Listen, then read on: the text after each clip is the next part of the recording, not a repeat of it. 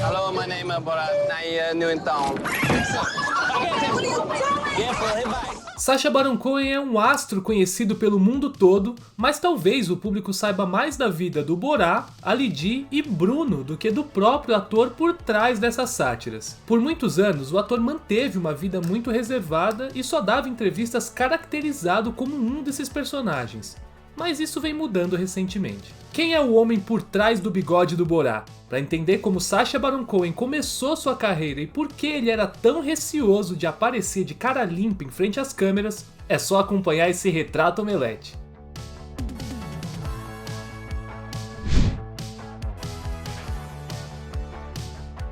Antes de começar, não esquece de curtir o vídeo, assinar o canal e comentar qual o próximo ator ou atriz que você gostaria de ver por aqui. Em 1971, nascia o mais novo entre os 3 filhos de uma família judia de Londres. Na infância, Sacha Noam Baron Cohen era muito fã de Peter Sellers e dos filmes da Pantera Cor-de-Rosa, e desde cedo se interessou pelo humor. Uma das suas primeiras experiências com arte foi aos 12 anos, quando montou um grupo de breakdance para se apresentar no seu bar mitzvah. Infelizmente não existe nenhuma filmagem disso e o grupo não foi pra frente, então a gente só pode imaginar o Sacha dançando break. Anos mais tarde, ele teve o seu primeiro contato com atuação nas aulas de teatro na escola e percebeu que tinha interesse de ser mais do que um espectador nos filmes que assistia. Baron Cohen se matriculou no curso de História da Christ's College de Cambridge, mas seu verdadeiro propósito era aproveitar as aulas de atuação da faculdade, que tinha uma ótima reputação na área. O curso de História ajudou a lapidar o seu ponto de vista político, que virou um elemento essencial também na sua comédia. E nessa época ele chegou a escrever uma dissertação sobre o papel de militantes judeus no movimento pelos direitos civis americanos. E esse trabalho da faculdade era o primeiro passo para sua indicação ao Oscar décadas depois, mas já já a gente fala disso aí. Foi na faculdade que ele começou a criar alguns de seus personagens, mesmo sem muita pretensão. Na verdade, Baron Cohen até tinha vergonha de admitir que ele queria trabalhar como ator e prometeu para si mesmo que se em 5 anos ele ainda não tivesse entrado no ramo do entretenimento, ele desistiria do sonho para conseguir um trabalho sério, entre aspas, né? Para conseguir pagar as contas, ele já correu atrás de algumas outras profissões. Por exemplo, Baron Cohen tentou ser um chefe de cozinha sem sucesso e já fez alguns trabalhos também como modelo. Felizmente ele conseguiu cumprir seu prazo de 5 anos e foi contratado num pequeno canal de TV no condado de Berkshire. Em pouco tempo, ele já ganhou espaço em um canal muito maior, o London Weekend Television. Lá ele criou o MC Jocelyn Chattel-Hume, um homem de classe média que tentava falar e se portar como um rapper gangster. Yo, what's up, homie? This is MC Jocelyn Chattel-Hume, making it real. Em 1998 ele entrou no programa The 11 O'Clock Show, que já tinha revelado outros humoristas famosos, como Mackenzie Crook e o Ricky Gervais. Ele levou o MC Jocelyn para sua nova casa, mas mudou o nome do personagem para Ali G, que fez um grande sucesso entrevistando celebridades e políticos desavisados que aquele ali era só um personagem de humor. Why is the art so, excuse me French, but crap? O repórter de hip hop ficou tão popular que ganhou até o seu próprio programa, o The Ali G Show. Lá, o Sacha criou outros personagens que também ganhariam o gosto do público, como por exemplo o repórter preconceituoso Borat e o fashionista Bruno. Pouco depois, The Ali G Show estreou nos Estados Unidos e o personagem até ganhou um filme, Ali G in the House. Por causa da estreia do longa na Austrália, o Sacha conheceu sua futura esposa, Isla Fisher. Então dá pra falar que em muitos sentidos o repórter de hip hop foi fundamental para a vida do ator. Mas pro Sacha, o filme do Ali G fugia da essência do personagem, já que era uma história completamente ficcional, ao contrário do tom documental e improvisado da série de TV. Felizmente, em 2006 ele teve uma nova oportunidade de levar um dos seus personagens pra telona e dessa vez o humorista estava disposto a fazer uma experiência um pouco mais ousada. O Borat ganharia um filme totalmente improvisado, dirigido pelo Todd Phillips, da trilogia Se Beber Não Case e também o aclamado Coringa. O próprio diretor também ia cumprir a função metalinguística de ser um cineasta gravando o cazaquestanês conhecendo os Estados Unidos. Além de ser ele quem se chocaria e corrigiria também a atitude de Borat. Can I say first, we support your war of terror? Eles gravaram durante 11 dias seguidos esse caminho. mas o filme não estava saindo como esperado e eles perceberam que era impossível só sair gravando e esperar que uma narrativa se formasse. O estúdio pediu então que eles contratassem roteiristas para criar uma história e escrever o longa em até 1 mês. Sasha e os roteiristas perceberam que para o filme funcionar, o Borá precisava ser repreendido por pessoas reais que não sabiam que o Borá era um personagem, e não pelo personagem do Todd Phillips, que acabou saindo também da cadeira de diretor. Mas mesmo que muito do filme fosse improvisado, 1 mês é um prazo inimaginável para escrever um roteiro. A produção corria grandes riscos de ser cancelada, mas um milagre aconteceu. O Sasha quebrou o pé jogando basquete e os roteiristas ganharam um pouco mais de 2 meses para escrever, enquanto o aço do longa se recuperava dessa lesão. Não era o prazo ideal, mas foi o bastante. Quando a produção foi retomada, o filme entrou nos eixos. Durante as gravações, o Baron Cohen se mantinha sempre no personagem. Ele agia como repórter do Cazaquistão e sua equipe só podia chamá-lo pelo nome de Borá. Segundo a produtora Monica Levinson, isso não significa que ele é um ator do método, mas ele não sai do personagem porque não quer correr o risco de perder o sotaque entre os takes e não pode correr o risco da equipe se confundir e chamá-lo de Sasha em frente a algum entrevistado. O humorista precisa se tornar o personagem, porque senão a dinâmica documental dos filmes não funcionaria.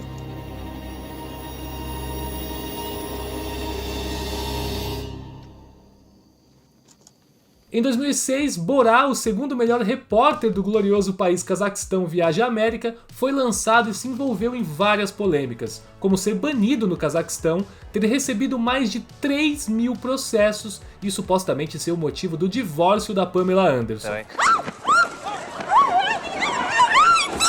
Mas Borá foi um grande sucesso. Partindo de um orçamento modesto de 18 milhões de dólares, o filme resultou numa bilheteria mundial de mais de 262 milhões de dólares, além de ter sido indicado a um Oscar de melhor roteiro original e ganho um Globo de Ouro de melhor ator em filme de comédia. Apesar do sucesso, ou melhor, por conta dele, o Sasha anunciou que estava aposentando tanto o Borá quanto o Ali G. Ele justificou o seguinte, abre aspas, quando eu sou o Ali G ou o Borá, às vezes eu fico no personagem durante 14 horas por dia, então parar de interpretá-los é muito triste.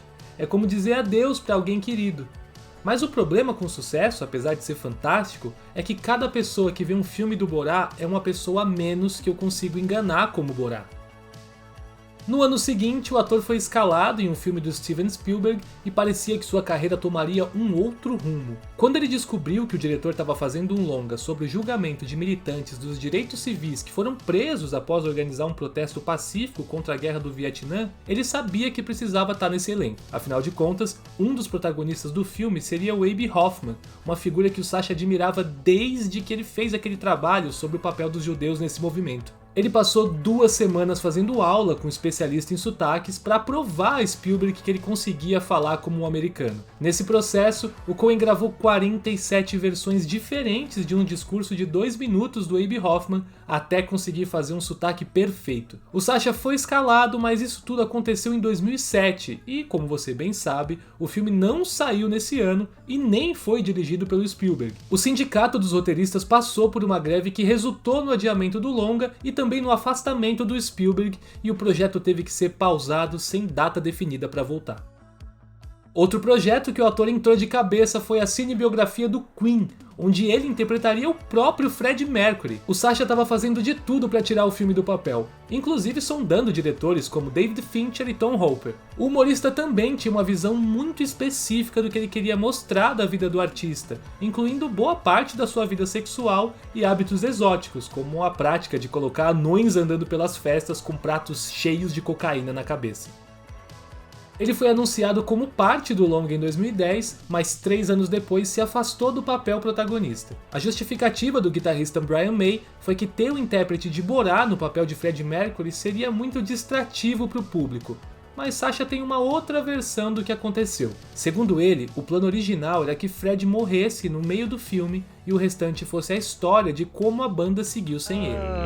And I said, listen, I go, not one person is going to see a movie where the lead character dies from 8, and then you carry on. That would be just the craziest movie. Sem Borá, Ali G, Abe Hoffman ou Fred Mercury, o Sacha teve que correr atrás de outros personagens cativantes. E felizmente ele ainda tinha alguns na manga. Nos anos seguintes, o ator lançou Bruno e o Ditador, e nesses novos pseudo-documentários ele usou tudo que aprendeu em Borá para criar métodos muito mais sofisticados para enganar os seus entrevistados. Em Bruno, por exemplo, ele sempre começava oferecendo champanhe pro entrevistado, contando alguma piada ruim e elogiando a aparência da pessoa para tentar deixá-la mais à vontade. Durante a entrevista sempre acontecia alguma confusão para tirar o convidado da zona de conforto. Por exemplo, quando ele conversava com um político estadunidense, em Bruno, uma das luzes da equipe de gravação pegou fogo de propósito. Para passar mais credibilidade, a produção criou mais de 30 companhias de TV falsa, com sites bem feitos e endereço de caixa postal, para garantir que desse tudo certo, mesmo se a equipe de assessoria dos convidados decidisse procurar informações sobre os canais. Bruno e o Ditador tiveram orçamentos bem maiores e bilheterias menos expressivas que Borá, mas consolidaram Baron Cohen como um dos comediantes mais interessantes e lucrativos de Hollywood. Em paralelo, ele também se aventurou em alguns papéis fora da sua zona de conforto, como em Sweeney Todd, o barbeiro demoníaco da Rua Fleet, A Invenção de Hugo Cabret e Os Miseráveis.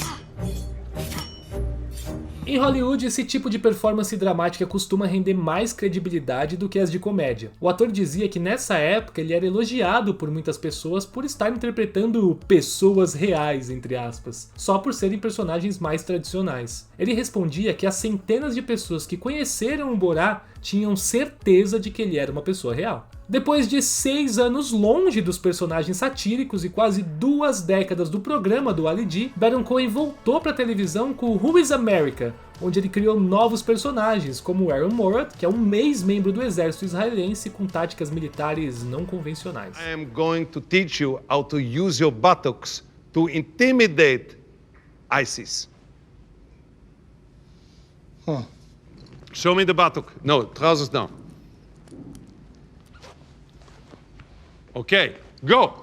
America! Uma das entrevistas de Who is America seria com o Ben Carson, o secretário de habitação do governo Trump, mas correu tudo errado e o Cohen quase acabou preso. O encontro aconteceria num hotel e o ator estava encarnando o personagem youtuber que faz unboxing de brinquedos junto com políticos. Quando Carson estava entrando no quarto onde a entrevista seria realizada, os agentes do serviço secreto perguntaram por que tinha brinquedos no local da entrevista e o Sacha tentou explicar sem sair do personagem, mas os agentes perceberam que tinha alguma coisa errada e escoltaram o secretário para longe do quarto. O problema é que ninguém podia descobrir quem estava por trás da entrevista.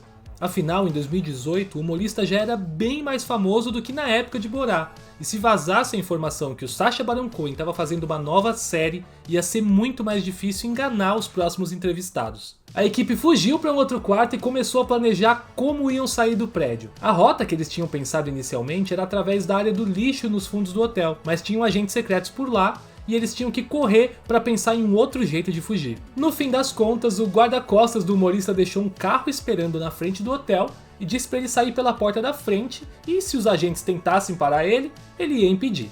Felizmente ele não foi parado, senão sabe lá o que ia acontecer com o guarda-costas. O humorista conseguiu sair do prédio e apesar do carro ter sido seguido por uma viatura da polícia durante 5 minutos, o Cohen conseguiu escapar sem ser descoberto. Who is America marcou uma grande mudança de postura do Sacha perante a mídia. Enquanto na divulgação de Borá, Bruno e o Ditador, o humorista só dava entrevistas caracterizado como um de seus personagens, ele apareceu nos compromissos de imprensa dessa série de cara limpa. Segundo amigos do ator, ele é uma pessoa simpática e muito educado, mas frequentemente é tímido na presença de desconhecidos e tem quem diga que ele não gosta do processo de autoanálise de ser sabatinado por jornalistas. Já Neil Strauss, que escreveu a primeira entrevista com o ator de cara limpa, diz que é estranho ele recusar ser entrevistado mesmo tendo construído a carreira expondo outras pessoas através de entrevistas.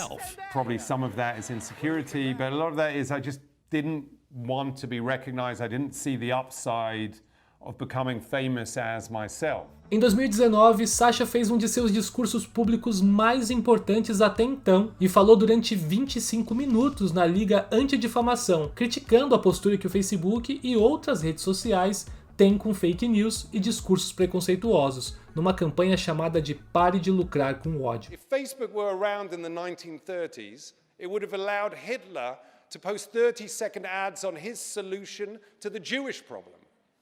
So here's a good standard and practice.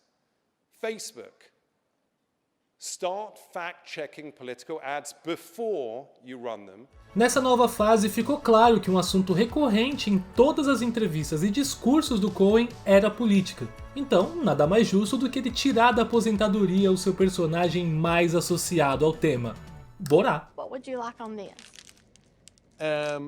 Jews will not replace us. Okay. Segundo Sasha, o foco do seu trabalho é fazer o público rir, mas o jornalista cazaquestanês tem uma outra camada de propósito. Abre aspas. Em 2005, você precisava de um personagem misógino, racista e antissemita para revelar os preconceitos internos das pessoas, fecha aspas. Mesmo tendo decidido que não encarnaria mais o personagem, o ator decidiu fazer um novo filme do Borá por conta do clima político nos Estados Unidos. Nas palavras dele, abre aspas, os preconceitos que eram internos agora são evidentes. Racistas têm orgulho de ser racistas, e quando até o presidente é visivelmente preconceituoso, permite à sociedade a também mudar o tom do seu diálogo, fecha aspas. Em 2020 foi lançado Borá, fita de cinema seguinte, que rendeu mais uma leva de situações curiosas que o Sasha se submeteu, como passar 5 horas escondido num banheiro para invadir um discurso do Mike Pence, ou passar 5 dias vivendo com conspiracionistas sem poder tirar o seu bigode falso e sair do personagem nem na hora de dormir. Mas a situação mais marcante de Borá 2 foi quando ele se disfarçou como um cantor chamado Country Steve em um comício de direita alternativa. Durante a performance ele foi descoberto e os manifestantes invadiram o palco. O Sasha disse que um deles chegou a apontar uma arma para o humorista, mas um dos seguranças, disfarçados entre o público, segurou o braço do manifestante e disse que não valia a pena. Um ato que provavelmente impediu que o filme terminasse em uma tragédia. The doors are locked? Hold it. Depois do filme, ele disse mais uma vez que ia parar de interpretar seus personagens satíricos, mas dessa vez com uma justificativa mais forte. Ele não quer se colocar de novo em uma situação de perigo como essa, agora que tem uma família com 3 filhos. Todos esses perrengues culminaram em mais um Globo de Ouro como melhor ator em filme de comédia para o Sasha, além dele estar indicado ao Oscar pelo roteiro do filme. Esse é um dos períodos mais prestigiados da carreira do ator, já que em paralelo de Borá 2, ele também estrelou um outro projeto muito elogiado pelo público e crítica, O Set de Chicago.